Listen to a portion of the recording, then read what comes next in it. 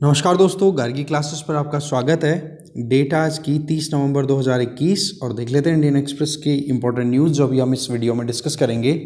देखो, फर्स्ट जो न्यूज़ रहेगी आपके सामने फ्रंट पेज पे कि 12 राज्यसभा में एमपीज को सस्पेंड कर दिया गया है इस पूरे विंटर सेशन के लिए। जानेंगे पूरे मुद्दे को। इसके आगे अगर हम देखें, एक्सप्लेन पेज पे 4 आर्टिकल्स है, चारों पे एक बार नज़र डाली जाएगी। जिसमें सबसे पहला आर्टिकल ये रहेगा कि जो सस्पेंशन से रिलेटेड मुद्दा है उसको हम यहाँ पर समझेंगे कि पहले कितनी बार कब कब सस्पेंशन किया जा चुका है मेंबर ऑफ पार्लियामेंट का। इसके अलावा आरटीपीसीआर टेस्ट से क्या ओमिक्रॉन वेरिएंट का पता लगाया जा सकता है। इसके अलावा ऑस्ट्रेलिया में एक सोशल मीडिया प्लेटफॉर्म्स को अकाउंटेबल ठहराने के लिए बिल वहाँ की पार्लियामेंट में लाया गया है, वो जानेंगे। और एक मुद्दा थोड़ा सा आइडिया यहाँ पर लेंगे कि जब से यूपी और उत्तराखंड का डिवीज़न हुआ है तब से कितने पुराने डिस्प्यूट्स हैं और नया क्या एग्रीमेंट अभी साइन हुआ है। इसके अलावा इकोनॉमी पेज पे कुछ इश्यूज है जिनको हम समझेंगे। एक तो लॉकडाउन के टाइम पे कितनी जॉब लॉस हुई है। दूसरा, आरबीआई के द्वारा जो डिजिटल करेंसी लॉन्च करने की बात की जा रही है वो जानेंगे। इसके आगे हम देखेंगे वर्ल्ड पेज पे चाइना और अफ्रीकन कंट्रीज़ के बीच में जो रिलेशनशिप है इकोनॉमिकल, वो समझेंगे। और एक हम देखेंगे होंडुरस का और बारबाडोस का एक इम्पॉर्टेंट मैप। ठीक है, इसमें आप देखोगे बारबाडोस अभी जो है वो रिपब्लिक बनने के लिए रेडी है। दैट मीन्स रिपब्लिक बन चुका है। वैसे तो मंडे नाइट की बात है, मंडे की बात है जब ब्रिटेन की जो क्वीन है एलिजाबेथ सेकंड, उन्होंने अपनी हेडशिप को विड्रॉ कर लिया और अब वहाँ पर प्रेसिडेंट बन गई हैं हेड ऑफ द स्टेट के तौर पे। ठीक है ना। तो इस केस में अभी क्या बन गया है, रिपब्लिक बारबाडोस। तो ये भी हम देखेंगे मैप पे। इसके आगे हम अगर देखें इधर, ये मैग्नस कार्लसन है आपके सामने, जिनकी इमेज ये आप कह सकते हो ग्रैंड मास्टर हैं बेसिकली। ठीक है, नॉर्वे के हैं जहाँ तक मुझे ध्यान है इनका तो अभी कंपटीशन चल रहा है उससे संबंधित है। इंडिया की ए टीम वहाँ पर गई हुई है साउथ अफ्रीका में ओमिक्रॉन वेरिएंट जो है वहीं से ओरिजिन बताया जा रहा है, पर वहाँ पर फिर भी इंडिया की ए टीम मैच खेलेगी, वो चीज़ बताई जा रही है। इसके अलावा कल का जो एक टेस्ट मैच जो चल रहा था इंडिया न्यूजीलैंड के बीच में, वो ड्रॉ हो गया। पर आप देख सकते हो नीचे जो जूनियर हॉकी वर्ल्ड कप है उसमें एक हैव्स एंड हैव नॉट्स वाला कॉन्सेप्ट निकल के आया है कि जिन कंट्रीज़ को एक्सेसिबिलिटी थी हॉकी से रिलेटेड उन कंट्रीज़ ने अच्छा परफॉर्म किया है, और जबकि यूएसए, कनाडा जैसे कंट्रीज़ जिनके यहाँ पर हॉकी से रिलेटेड फैसिलिटीज़ नहीं थी और उन कंट्रीज़ को बहुत बुरी हार मिली है इस वर्ल्ड कप में। तो इसका मतलब क्या हो गया, कार्ल मार्क्स वाला concept, haves and have nots वाला कॉन्सेप्ट यहाँ पर भी अप्लाई हो गया हॉकी के पॉइंट ऑफ व्यू से भी अगर देखें तो चलिए, न्यूज़ वैसे इतनी कोई डिटेल वाली है नहीं जिसको हमें बहुत इन डेप्थ समझने की ज़रूरत हो, पर फिर भी जो है हमारे पास में कंटेंट उसमें से इंपॉर्टेंट पॉइंट्स निकालेंगे। देखते हैं डिटेल में। अब देखो, जो फर्स्ट न्यूज़ है वो है पार्लियामेंट का जो विंटर सेशन है वो स्टार्ट हो गया है। शुरुआत हुई है 3 फार्म लॉज को रिपील करने से। ठीक है, ऑपोजिशन ने ये कहा कि भाई डिबेट करो, पर ये रिपील बिल जैसे ही पारित हुआ सारा मुद्दा वहीं ख़त्म। फिर लास्ट में आते आते कुछ 10-11 बिल्स और इंट्रोड्यूस किए गए थे कल। ओके, खैर मुद्दा जो हमारा है वो ये कि 12 राज्यसभा एमपीज को सस्पेंड किया गया है इस पूरे विंटर सेशन के लिए।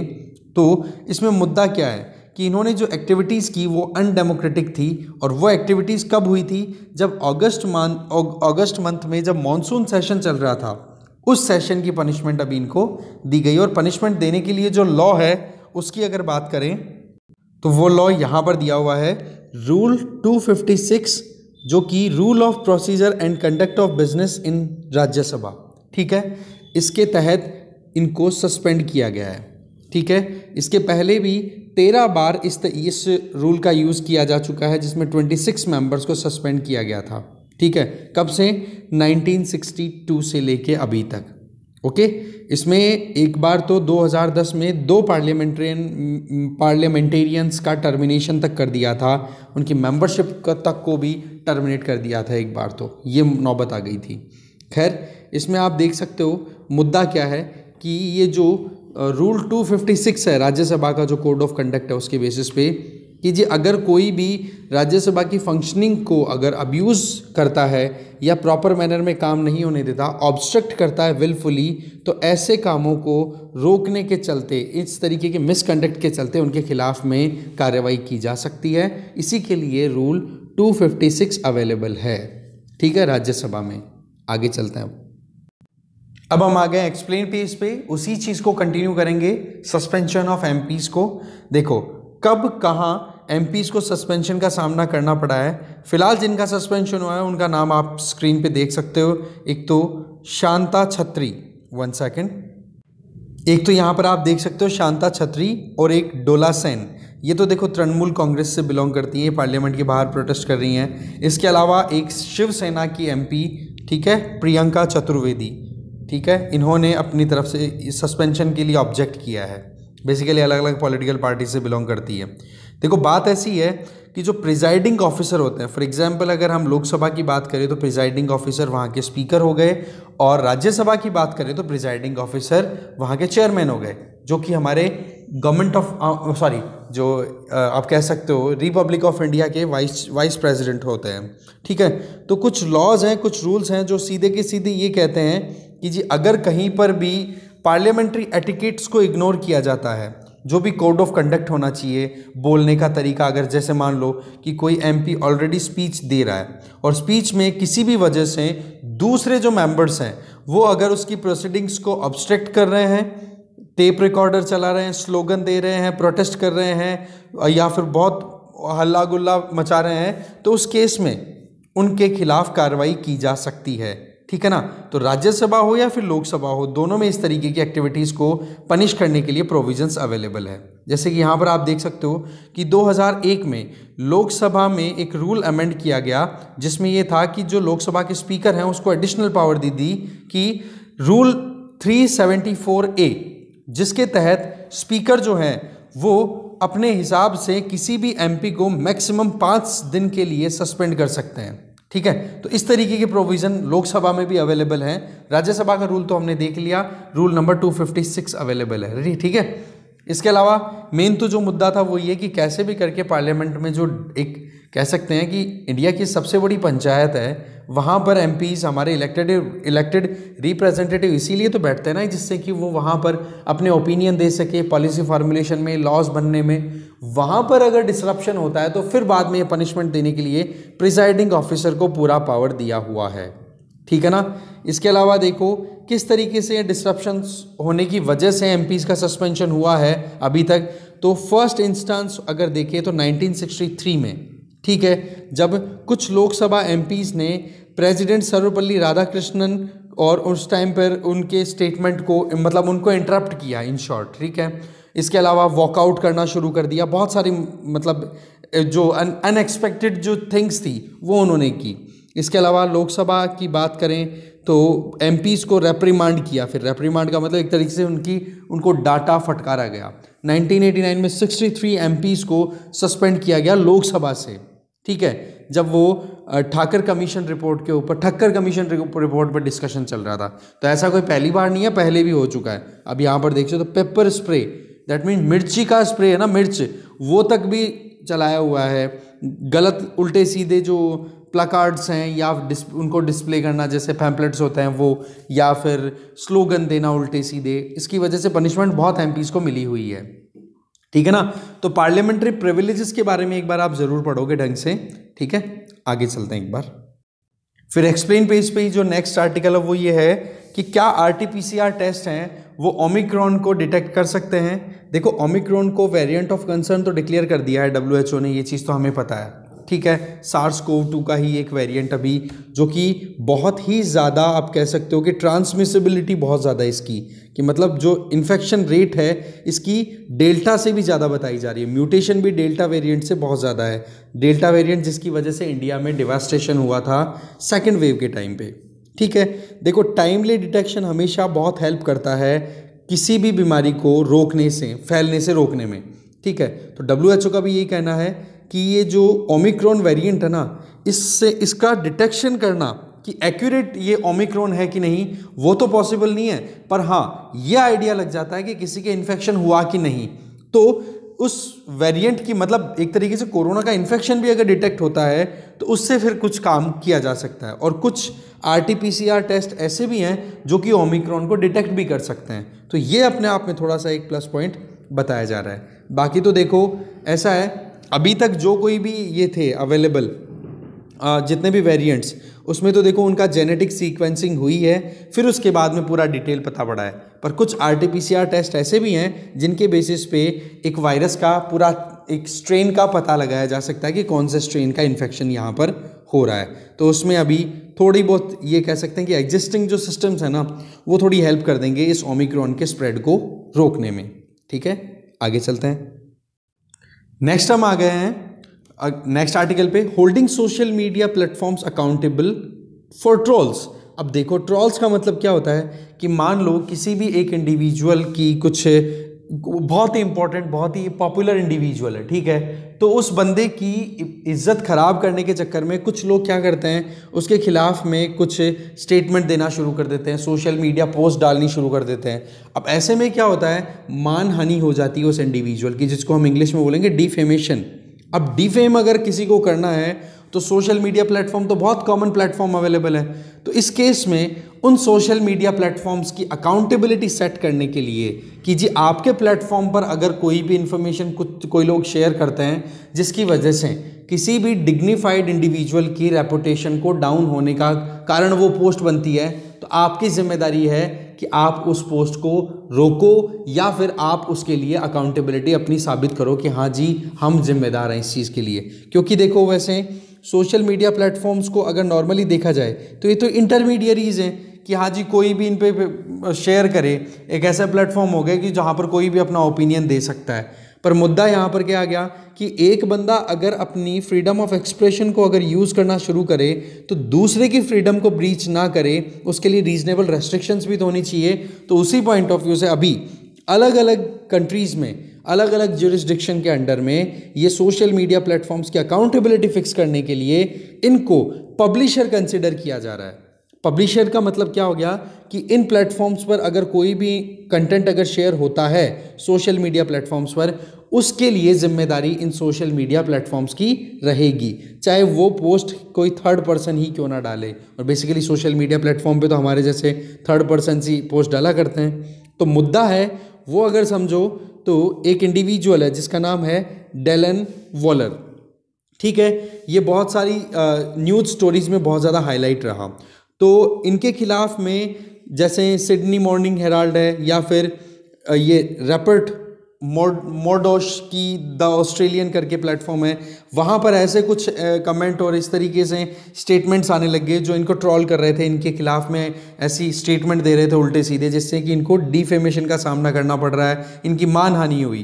तो मुद्दा पहुँच गया ऑस्ट्रेलिया के एक कोर्ट में, हाई कोर्ट में, और हाई कोर्ट ने ये कह दिया कि भाई ये अकाउंटेबिलिटी इन प्लेटफॉर्म्स की है कि इन प्लेटफॉर्म्स पे कोई भी थर्ड पार्टी आकर के कोई स्टेटमेंट शेयर करे तो इन मीडिया हाउसेस को अपनी अकाउंटेबिलिटी, अपनी जिम्मेदारी निभानी होगी। इसके लिए देखो social media basic expectations and defamation bill 2021, ये संडे को प्राइम मिनिस्टर स्कॉट मॉरिसन का जो ऑफिस है, दैट मीन्स ऑस्ट्रेलिया का जो पीएमओ है, उन्होंने सोशल मीडिया कंपनीज को अब पब्लिशर कंसिडर करने के लिए ये बिल इंट्रोड्यूस करने की बात की है। पब्लिशर होने का मतलब हो गया कि अब इनकी जिम्मेदारी होगी कि इन प्लेटफॉर्म पे कोई भी कुछ शेयर करे तो अब उनके लिए ये अपने आप को ये नहीं कह सकते कि जी पोस्ट हमारी नहीं है, इन्हीं की पोस्ट हो जाएगी। ठीक है, बाकी तो देखो इसके जो प्रोविजंस है वो यहाँ पर दिए हुए हैं कि मान लो कोई ऑस्ट्रेलियन है या फिर ऑस्ट्रेलियन ऑर्गेनाइजेशन है ना, उसका कोई सोशल मीडिया पेज है, देखो उनको तो लीगली पब्लिशर कंसिडर किया नहीं जाएगा। ठीक है, ऑस्ट्रेलियंस है या ऑस्ट्रेलियन ऑर्गेनाइजेशन है, ठीक है, जिनका सोशल मीडिया पेज है, उनकी तो लीगली कंसिडरेशन नहीं होगी कि हाँ जी कोई भी कंटेंट उनके ऊपर पोस्ट किया जा रहा है, तो ऑस्ट्रेलियंस को तो सिक्योरिटी दी है। पर इसके अलावा ऑस्ट्रेलियंस हैं, वो कंप्लेन भी फाइल कर सकते हैं कि हाँ उनकी डिफेमेशन हुई है कहीं पर भी। ओवरऑल क्या है, एक इंडिविजुअल को प्रोटेक्शन देने की बात की जा रही है इसमें, है ना। ये ऑस्ट्रेलिया से रिलेटेड ज़्यादा बातें हैं। आगे चलते हैं, फिर आगे देखो यूके, दैट मीन्स उत्तराखंड और यूपी दोनों का जो डिवीज़न हुआ था उसके बाद में अभी तक क्या क्या डिस्प्यूट्स हैं और कितना क्या इश्यूज़ को सॉर्ट आउट करने के लिए अभी जो करंट गवर्नमेंट्स है दोनों जगह पे बीजेपी की सरकार चल रही है, तो एक एग्रीमेंट साइन हुआ है। तो बेसिकली दोनों में अभी आने वाले कुछ महीनों में इलेक्शन है, उत्तराखंड में भी है तो यूपी में भी है। तो 21 साल पहले जब डिवीजन हुआ था उत्तराखंड और यूपी का, तब से लेकर बहुत सारे ऐसे मुद्दे हैं जो कि डिस्प्यूटेड हैं। तो ऐसे में हिस्ट्री अगर हिस्ट्री अगर देखें तो उत्तराखंड का फॉर्मेशन हुआ था नवंबर 9, 2000 के टाइम पे, ठीक है।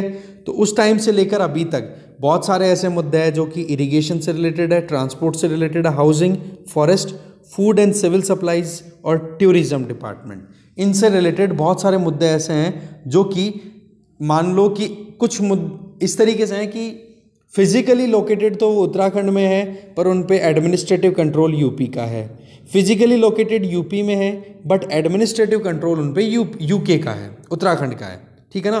तो ऐसे में दोनों तरफ से लीडर्स ने अपनी तरफ से उत्तर प्रदेश रीऑर्गेनाइजेशन एक्ट 2000 को रिकॉल करते हुए दोनों तरफ से चीफ मिनिस्टर जो हैं उत्तराखंड और यूपी के, उन्होंने बातचीत की है। इसमें देखो सबसे बड़ी बात तो इरिगेशन सिस्टम की अगर बात करें तो टोटल 6 डैम्स हैं जिन पे बातचीत होती है। उनमें 6 डैम्स में से एक तो टिहरी डैम, एक हो गया नानक सागर डैम, एक हो गया बैगुल डैम, एक हो गया तुमारिया डैम। ये 4 डैम्स ऐसे हैं जो 6 डैम्स जो कि कंट्रोल तो यूपी के गवर्नमेंट के द्वारा किए जाते हैं बट लोकेटेड उत्तराखंड में है। तो ऐसे में डिस्प्यूट्स या फिर कुछ ना कुछ इश्यूज तो आएंगे ही। इसके अलावा हरिद्वार में अलकनंदा गेस्ट हाउस है, वो जो कि यूपी टूरिज्म डिपार्टमेंट के द्वारा कंट्रोल किया जाता है। अब क्या है कि उसको हैंडओवर किया जा रहा है उत्तराखंड को, क्योंकि सीधी सी बात है हरिद्वार तो उत्तराखंड में है, तो उत्तराखंड में वहाँ पर गेस्ट हाउस है और वहाँ पर एडमिनिस्ट्रेटिव कंट्रोल यूपी का चले तो कितना मुश्किलें हो जाती हैं इन दोनों स्टेट्स के लिए।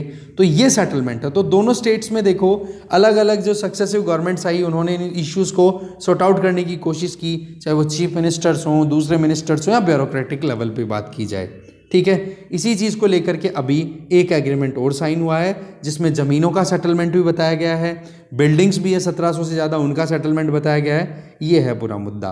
देखो 2 स्टेट्स के बीच में डिस्प्यूट्स तब तक ठीक हैं जब तक कि दोनों स्टेट्स में सेम पार्टी की गवर्नमेंट रहती है। अब अगर यूपी में या उत्तराखंड में दोनों में से किसी एक जगह पर भी अगर एक जगह बीजेपी आ गई, दूसरी जगह कांग्रेस आ गई, तो वहाँ पर बहुत ज़्यादा चांसेस होते हैं कि मैटर सॉर्ट आउट ना हो, सेटल होने के चांसेस बहुत कम हो जाते हैं, डिस्प्यूट्स राइज हो जाते हैं। या फिर चलो एक चीज़ तो आप ट्रेंड देख सकते हो कि बीजेपी और कांग्रेस जो कि नेशनल पार्टीज़ हैं, जो जिनका प्लेटफॉर्म अच्छा खासा है, इनके बीच में कॉन्फ्लिक्टिंग इतनी ज़्यादा नहीं देखने को मिलती है, तो फिर भी थोड़ा बहुत सेटल करके चलते हैं। बट अगर किसी भी एक स्टेट में कोई रीजनल पार्टी अगर आ गई है ना, जो कि वहाँ की लोकल इश्यूज़ पे ध्यान देती है और उन्होंने वोट ही इसी बात पे लिए हैं अपने लोकल इश्यूज़ को उठा करके, तो फिर वो सेटलमेंट नहीं करती हैं दूसरी किसी पॉलिटिकल पार्टी के साथ में जो कि दूसरे स्टेट पे रूल करे, ठीक है ना। तो ऐसे में अभी तो फिलहाल दोनों स्टेट्स में बीजेपी की सरकार है, तो ये सेटलमेंट हो रहा है, तो इसका मतलब कुछ अच्छा आउटकम हम कंसिडर कर सकते हैं। ओके, आगे चलते हैं हम। नेक्स्ट हम आ गए इकोनॉमी पेज पे। देखो आरबीआई जो है वो लगातार अपनी तरफ से जो आप कह सकते हो फिएट करेंसी, जिसको हम जो हमारे करेंसी नोट्स हैं, ठीक है ना, उसके स्कोप को वाइडन करने के लिए चल रही है, कंटिन्यू कर रही है बैंक नोट को। इसमें डिजिटल प्लेटफॉर्म्स पे भी अभी लॉन्चिंग होगी। तो बेसिकली अभी निर्मला सीतारमन जी जो हमारी फाइनेंस मिनिस्टर हैं, उन्होंने reserve bank of India act of 1934 में अमेंडमेंट इंट्रोड्यूस किया है जिससे कि central bank digital currency launch की जा सके। ओके, अब सेंट्रल बैंक डिजिटल करेंसी के बारे में हम बार बार देख चुके हैं कि जिस तरीके से बिटकॉइन जैसी प्राइवेट करेंसीज, क्रिप्टो करेंसीज चल रही हैं, उनको हटा करके गवर्नमेंट की अपनी खुद का एक लीगल टेंडर के तौर पे खुद एक क्रिप्टो करेंसी लॉन्च करने का प्लान कर रही है, जो कि इस बिल से एकदम क्लियर हो गया है, ठीक है। इसमें क्या होगा कि बिटकॉइंस हैं या जो भी प्राइवेट क्रिप्टो करेंसीज हैं, उनको तो देखो लेजिटिमेसी मिलेगी नहीं, पर अपनी खुद की एक सिस्टम डेवलप करने के लिए गवर्नमेंट ने अपनी तरफ से ये प्लान पूरा क्लियर कर दिया है, ठीक है। इसमें सभी जो प्राइवेट क्रिप्टो करेंसीज हैं इंडिया में, ठीक है ना, उनको बैन करने की बात चल रही है। दूसरी चीज़ ये कि जी मतलब उनका जो रोल है वो बिल्कुल रिड्यूस करना है, पर हाँ कुछ सर्टेन एक्सेप्शंस के साथ में। वो क्या होगी, ब्लॉकचेन टेक्नोलॉजी का यूज़ करना। देखो आपको पता है कि अभी जो नोट प्रिंट किए जाते हैं तो नोट प्रिंट करने में जितनी कॉस्टिंग आती है और उस नोट की जो वैल्यू है, उन दोनों का जो डिफरेंस होता है ना, उसका गवर्नमेंट को बहुत फ़ायदा होता है, ठीक है ना। तो उस चीज़ का अब और फ़ायदा बनना शुरू हो जाएगा, क्योंकि अब तो डिजिटल प्लेटफॉर्म पे आप करेंसी प्रोड्यूस करवाओगे। अब डिजिटल प्लेटफॉर्म पे तो करेंसी प्रोड्यूस करना तो क्या है, प्रोग्रामिंग करनी है, इसका मतलब कॉस्टिंग और रिड्यूस हो जाएगी, तो इसका मतलब गवर्नमेंट को और ज़्यादा स्कोप मिलेगा। साथ में इंटरनेशनल ट्रांजैक्शंस अगर करने हैं तो उसके लिए किसी थर्ड पार्टी का इन्वॉल्वमेंट वहाँ पर नहीं होगा, तो वो भी एक बेनिफिट होगा, स्मूथ ट्रांजिशन भी हो पाएगा। तीसरी चीज़ कि आसानी से यहाँ पर वॉलेट्स के थ्रू भी ट्रांजैक्शंस हो पाएंगे इस करेंसी का यूज़ करके, ठीक है। तो reserve bank of India act 1934 में ये जो बैंक नोट है, इसका स्कोप बढ़ाने के लिए कि डिजिटल प्लेटफॉर्म में या डिजिटल फॉर्म्स में भी अब नोट्स को प्रोड्यूस करना पॉसिबल हो पाएगा, इसी चीज़ के लिए ये बिल इंट्रोड्यूस किया है 1934 के एक्ट में चेंज लाने के लिए, ठीक है। तो बेसिकली प्राइवेट जो करेंसीज हैं उनको कोई लीगल टेंडर का कंसिडरेशन नहीं मिलेगा, और ये अपनी खुद की एक बैंक की करेंसी होगी जिसको बोला जाएगा सेंट्रल बैंक डिजिटल करेंसी। बाकी देखा जाएगा नाम तो आगे क्या दिया जाता है, ठीक है। इसमें प्रॉपर रेगुलेशन भी होगा, एक सेंट्रलाइज्ड एजेंसी भी होगी, क्योंकि बिटकॉइन में इनमें तो पता ही नहीं है कि कौन सेंट्रलाइज्ड एजेंसी है, कहाँ से प्रोड्यूस हो रहा है, क्या हो रहा है, कुछ आइडिया नहीं है। तो ये डिजिटल या वर्चुअल करेंसी जो अभी प्रेवलेंस में है, पिछले एक दशक में जो आई है प्राइवेट एंटिटीज़ ने, प्राइवेट वर्चुअल करेंसीज हैं, उनसे बिल्कुल डिफरेंट रहेगी ये, ठीक है। इसके अलावा अगर देखें अगली जो न्यूज़ है वो है, देखो 2020 में जब लॉकडाउन लगा तो ज़्यादातर जो जॉब्स का नुकसान हुआ ना, जॉब लॉस हुआ है, वो ब्लू कॉलर सेक्टर में देखने को मिला है। और इसमें जो आईटी फर्म्स हैं उनको तो इतनी ज़्यादा प्रॉब्लम नहीं हुई है, या दूसरी सेक्टर्स की बात करें तो इसमें सबसे ज़्यादा नुकसान किस सेक्टर को आया, वो टू द पॉइंट बात करें तो यहाँ पर आप देख सकते हो मैन्युफैक्चरिंग, कंस्ट्रक्शन, एजुकेशन और ट्रेड, ये चार ऐसे सेक्टर्स हैं इनको सबसे ज़्यादा नुकसान उठाना पड़ा है कोविड पेंडेमिक की वजह से, जब लॉकडाउन लगाया गया था। जबकि वाइट कॉलर जॉब्स की बात करें, जैसे इंफॉर्मेशन टेक आईटी कंपनी में या बीपीओज में जो लोग काम करते हैं, या फाइनेंशियल सर्विस या हेल्थ सेक्टर या गवर्नमेंट हेल्थ सेक्टर, इनमें कोई भी काम करते हैं, उनको इतना ज़्यादा नुकसान नहीं हुआ।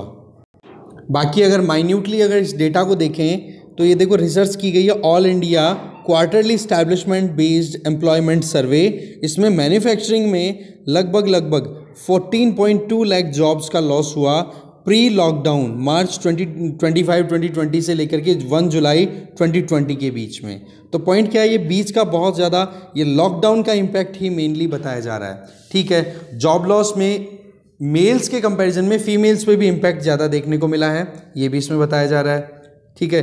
डेटा बहुत सारा है, इतना मुझे लगता नहीं कि ज़्यादा इंपॉर्टेंट हो पाएगा। हाँ, ये आप ज़रूर यहाँ पर इस टेबल पे एक बार नज़र डाल सकते हो, जिससे कि आपको आइडिया लग जाए कि लॉकडाउन से पहले 25 मार्च को 2020 में क्या सिनेरियो था और यहाँ पर कितना है, ठीक है। एम्प्लॉयज़ की बात करें, मैन्युफैक्चरिंग में आप देख सकते हो मेल कितने थे 98.7, यहाँ पर कितने हो गए 87.9। फीमेल की बात कर सकते हो, पहले ही पार्टिसिपेशन कम और ज़्यादा और भी कम हो गया। तो वैसे यहाँ पर देखा जाए तो मेल्स का पार्टिसिपेशन रिड्यूस ज़्यादा हुआ है मैन्युफैक्चरिंग में। कंस्ट्रक्शन की बात करो 5.8 लाख आप एम्प्लॉयज़ मान सकते हो कंस्ट्रक्शन में, है ना, तो उनका रिडक्शन हुआ है 5.1 मेल्स, तो इसमें भी ठीक ठाक है, ये भी हुआ है। तो जॉब लॉस आपको मेनली यहाँ तक देखने को मिलेगा ऊपर के सेक्टर में, ठीक है। ट्रांसपोर्ट वाले में भी थोड़ा ज़्यादा वेरिएशन नहीं है, बाकी manufacturing, construction, trade and education, इनका बहुत ज़्यादा हाल ख़राब हुआ है। ओके, आगे चलते हैं। नेक्स्ट देखो, चाइना के जो प्रेसिडेंट है शी जिनपिंग, उन्होंने अफ्रीकन लीडर्स को राज़ी करने के लिए कहा कि भाई ये वैक्सीनेशन सपोर्ट की दिया, वैक्सीन का सपोर्ट दिया जाएगा, साथ में जो भी डेट नहीं चुका पा रहे हैं कंट्रीज़ उनको छूट दी जाएगी। क्योंकि मुद्दा क्या है, यूएस ने भी अपनी तरफ से लगातार एफर्ट्स लगाना मतलब अपनी तरफ से शुरू कर दिए हैं कि भाई अब अफ्रीका को भी हम नहीं छोड़ेंगे। दैट मीन्स अफ्रीका में भी यूएस अपनी प्रेजेंस को इंक्रीज करने के लिए अब जिस तरीके से जिस एनर्जी से काम कर रहा है, वहाँ पर चाइना को भी समझ में आ गया कि अब हम ज़्यादा डेट ट्रैप में फंसा नहीं सकते हैं कंट्रीज़ को। और इसका फ़ायदा देखो, सीधी सी बात है, कॉम्पिटिशन का फ़ायदा कंज्यूमर को होता ही है। तो ऐसे में अफ्रीका में 8 लाख से ज़्यादा जॉब्स क्रिएट करने की बात की है ना। और इसके अलावा चाइना की जो इन्फ्लुएंस है उसको और इंक्रीज़ करना, ठीक है ना। इस एक्सटर्नल मतलब मेन तो देखो चाइना की प्रेजेंस इकोनॉमिकली बहुत डीप हो चुकी है अफ्रीकन कंट्रीज़ में। तो अफ्रीकन लीडर्स जो कि अफ्रीकन यूनियन के जो मेंबर्स हैं उनके साथ ये एंगेजमेंट चल रही थी, उसमें उन्होंने बोला। तो इसी के चलते आप अफ्रीकन यूनियन के बारे में एक बार आप ज़रूर पढ़ोगे यूपीएससी पॉइंट ऑफ व्यू से। ओके, तो ऐसे में ये 8वीं मिनिस्ट्रियल कॉन्फ्रेंस थी, the forum on China Africa cooperation. ये वर्चुअल मीटिंग थी, ठीक है। यूरोपियन अफ्रीकन यूनियन के जो मेंबर्स थे वो हुए, जिसमें 60% अफ्रीकन्स को वैक्सीन देने की बात की है चाइना ने। साथ में ये भी कहा मेन जो मुद्दा है कि ये इतना ज़्यादा कैसे जग रहा है चाइना, तो इसके पीछे ये है कि यूएस प्रेसिडेंट जो बाइडन ने भी अपनी तरफ से एक इनिशिएटिव स्टार्ट कर दिया, build back better world, B3W, जिसको ये कहा जाता है कि चाइना का जो ये बेल्ट एंड रोड इनिशिएटिव है ना, BRI, इसको काउंटर करने के लिए ये प्रोजेक्ट शुरू किया है। तो यहाँ पर अब अफ्रीकन कंट्रीज पे फोकस अपने आप हो गया चाइना का भी, ठीक है। इसमें लगभग यहाँ पर देख सकते हो $10 बिलियन का क्रेडिट फैसिलिटी अवेल कराई जाएगी, ठीक है। 10 इंडस्ट्रियलाइजेशन सेगमेंट तैयार किए जाएंगे जिससे कि वहाँ पर एम्प्लॉयमेंट प्रमोशन हो सके, इंडस्ट्रियल सेक्टर तैयार किए जाएंगे या फिर इंडस्ट्रियल एरियाज डेवलप किए जाएंगे। इसके अलावा जो अफ्रीकन लीस्ट डेवलप्ड कंट्रीज़ हैं उनको जो लोन देना था, रिटर्न करना था, 2021 अभी एंड हो रहा है, दिसंबर आ गया, 2021 एंड तक उनको भी वेवियर दिया जा रहा, छूट दी जा रही है। तो ये हो गया भाई पॉपुलिस्ट एक तरीके से, वही बात वोट बैंक वाली सिचुएशन। खैर, नेक्स्ट जो न्यूज़ है दैट इज़ रिलेटेड टू हॉन्डुरस। हॉन्डुरस को पहली वुमेन प्रेसिडेंट मिलने वाली है जो कि आपके सामने स्क्रीन पर है, शियोमारा कास्त्रो, ठीक है। ये अभी हम मैप देख लेंगे हॉन्डुरस का। इसके अलावा एक न्यूज़ हो रहा है इधर कि देखो अभी तक इंग्लैंड की तरफ से लगातार रूल चल रहा था बारबाडोस, ये कैरेबियन आइलैंड कंट्री है, वहाँ पर अभी जो क्वीन एलिजाबेथ सेकंड का रूल चल रहा था। दैट मीन्स ये एक तरीके से ब्रिटिश टेरिटरी मानो एक तरीके से, ठीक है। तो अब क्या है, वो रिपब्लिक बनने जा रहा है क्योंकि हेड ऑफ द स्टेट है ना, वो कौन हो रहा है अभी, ये यहाँ पर प्रेसिडेंट इलेक्ट है सेंड्रा मैसन, ठीक है। सेंड्रा मैसन बारबाडोस के फर्स्ट ये प्रेसिडेंट बनने जा रहे हैं। तो ऐसे में जब ब्रिटिश शिप आया था ना पहली बार इस कैरेबियन आइलैंड पे 400 साल पहले, तब से लेकर अब तक इंपीरियल रिलेशन रहे हैं इस बारबाडोस के और साथ में ब्रिटेन के। अब जाकर के 400 साल बाद में इनको एक तरीके से यूं बोलो कि ये इंडिपेंडेंटली या रिपब्लिक, इंडिपेंडेंट तो खैर थे पर रिपब्लिकली, रिपब्लिक और देखो डेमोक्रेसी के 2 तरीके होते हैं, ठीक है। एक तरीका तो होता है मोनार्की वाला डेमोक्रेसी जो कि यूके में चलता है, जहाँ पर हेड ऑफ द स्टेट है वो एक मोनार्क है, और एक होती है रिपब्लिक डेमोक्रेसी जिसमें हेड ऑफ द स्टेट होता है वो प्रेसिडेंट होता है या ऐसा इंडिविजुअल जिसका इलेक्शन होता है। तभी तो इंडिया को रिपब्लिक डेमोक्रेटिक कंट्री बोलते हैं ना, क्योंकि हमारे हेड ऑफ द स्टेट का भी इलेक्शन होता है और हेड ऑफ द गवर्नमेंट है उसका भी इलेक्शन होता है, इसलिए हम रिपब्लिक डेमोक्रेटिक हैं। तो ऐसे में बारबाडोस जो है वो रिपब्लिक अभी कंट्री बन रहा है, ठीक है। ये छोटा आइलैंड कंट्री है, हम देखेंगे अभी इसका भी मैप। ओके, यहाँ पर देख सकते हो ज़्यादातर लोग कौन रहते हैं, ये वो लोग हैं जो अफ्रीका से स्लेवरी के अंडर में आए हुए लोगों के सक्सेसर्स हैं, ठीक है ना, ज़्यादातर तो वो ही हैं। और यहाँ पर शुगर केन की जो खेती होती थी, फील्ड्स थे, उन पे काम करने के लिए अफ्रीकन स्लेव्स को लाते थे ये ब्रिटिशर्स। ओके, साथ में बारबाडोस अभी जैसे ही अब रिपब्लिक कंसिडर हो जाएगा तो उसके बाद में कॉमनवेल्थ जो ग्रुपिंग है उसमें अभी 54 मेंबर कंट्रीज़ है, जिसमें अफ्रीकन कंट्रीज़ भी हैं, एशियन भी है, अमेरिकन भी हैं, यूरोपियन भी हैं, उसमें एक और ऐड हो जाएगा, ठीक है ना। तो ये रिपब्लिक रहते हुए कॉमनवेल्थ का मेंबर। अब कॉमनवेल्थ का कॉन्सेप्ट कब शुरू हुआ था, जब ब्रिटिश कॉलोनीज डिक्लाइन होने लग गई थी, तब ब्रिटेन को ये लगा कि भाई एकदम से अगर वो एम्पायर जिसके लिए ये कहा जाता था कि वर्ल्ड की वो एम्पायर जहाँ पर कभी सूरज अस्त होता ही नहीं है, सनसेट होता ही नहीं है, और वो अचानक से अगर ख़त्म हो जाएगी तो कितनी बेइज्जती होगी। दूसरा कि भाई जिन लोगों पे रूल किया है हमने, उनके साथ में हमें रिलेशन तो कंटिन्यू रखने चाहिए कैसे भी करके। तो रिलेशन रखने के लिए फिर ये कॉन्सेप्ट लेकर के आए थे कॉमनवेल्थ का, ठीक है। हाँ, वो बात ठीक है कि अभी कुछ मेंबर्स ऐसे भी हैं जो कि ब्रिटिश कॉलोनीज नहीं थे, उसके बावजूद भी कॉमनवेल्थ मेंबर बन चुके हैं। खैर, अभी 54 कंट्रीज़ हैं जो कि Africa, Asia, America and Europe में प्रेजेंट हैं, जिसमें से इंडिया भी एक मेंबर है, ठीक है ना। तो पॉइंट ये है बारबाडोस भी अब उन्हीं में एक लाइन में लग जाएगा। अब देखो बारबाडोस और होंडुरस दोनों का हम मैप देखते हैं। ये देखो आपके सामने स्क्रीन पर सेंट्रल अमेरिकन मैप है, ठीक है। इसमें यहाँ पर देखो ऊपर मैक्सिको है, फिर इसके अलावा आप देख सकते हो ग्वाटेमाला, ठीक है। इसके अलावा ये है होंडुरस, ठीक है, ध्यान रखें आप ये, जिसमें एक तरफ तो यहाँ पर कैरेबियन सी है, गल्फ ऑफ मैक्सिको है, ठीक है ना, और इधर छोटे और कंट्रीज़ भी है, अल साल्वाडोर भी देख लो, निकारागुआ भी देख लो, कोस्टा रिका भी आप देख सकते हो, और ये यहाँ पर पनामा, और पनामा जो है वो फिर बाद में कोलंबिया के साथ में लिंक करता है। तो ये कुछ सेंट्रल अमेरिकन कंट्रीज़ है जिनकी हम बात कर रहे हैं। तो ये मैप थोड़ा आप ध्यान से देखें, ओके। अब चलते हैं बारबाडोस के मैप पे। यह आपके सामने स्क्रीन पर मैप है, ऊपर देखो, सीधा हमने अभी देखा था वो फिर से रिवाइज कर लेते हैं। यूनाइटेड स्टेट्स, फिर देखो मैक्सिको, यहाँ तो यहाँ पे ग्वाटेमाला, ये निकारागुआ, कोस्टा रिका, पनामा और ये कोलंबिया, ठीक है ना।